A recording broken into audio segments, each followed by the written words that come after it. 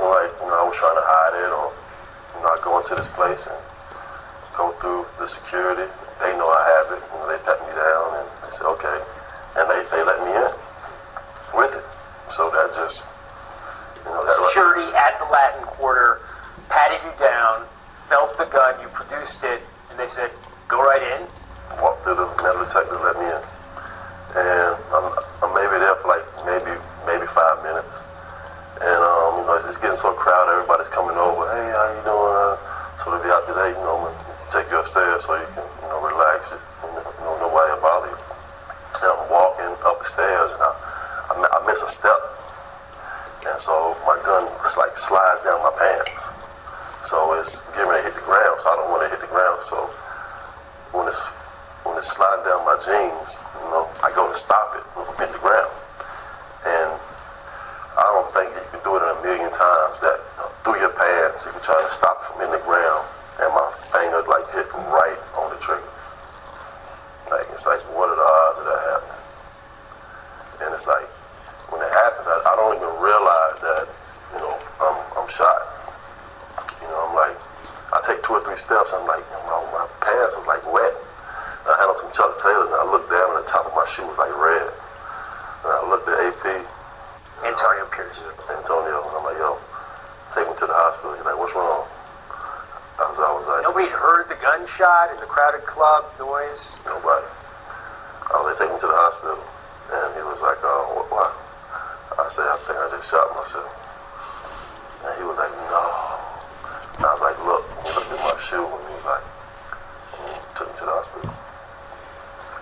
So how long had you been in Latin Quarter when the gun went off? Maybe 5 minutes. 5 minutes.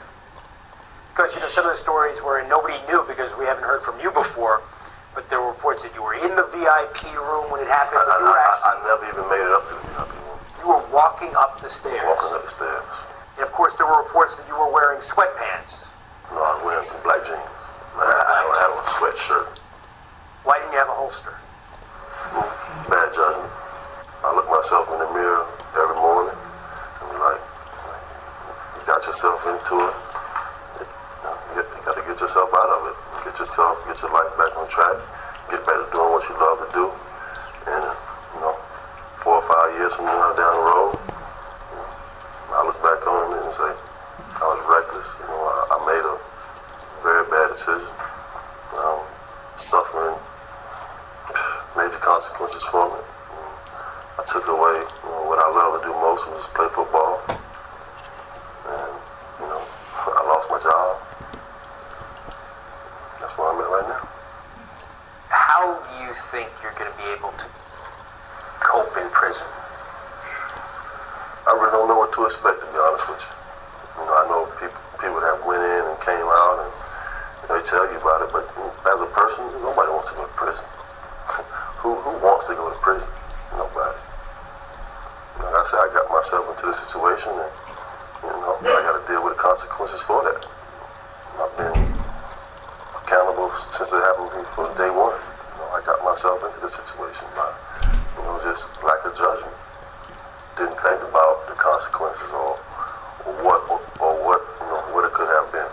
If I would have thought about it, then I wouldn't have made the decision to take that gun into a nightclub. I wouldn't have made that decision.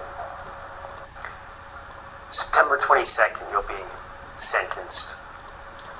You've got 4 weeks. It's quite possible that you'll be going directly to prison from that courtroom. What are you doing to fill the hours until then? Spend time with my family. I think that's what would be the toughest thing for me is to, be away from my family and my son. And, I wake up with him every morning. It's going to be an adjustment. And, be away from my wife. She's pregnant. She's due on Thanksgiving Day. I'm having a baby girl. I won't even be there for that.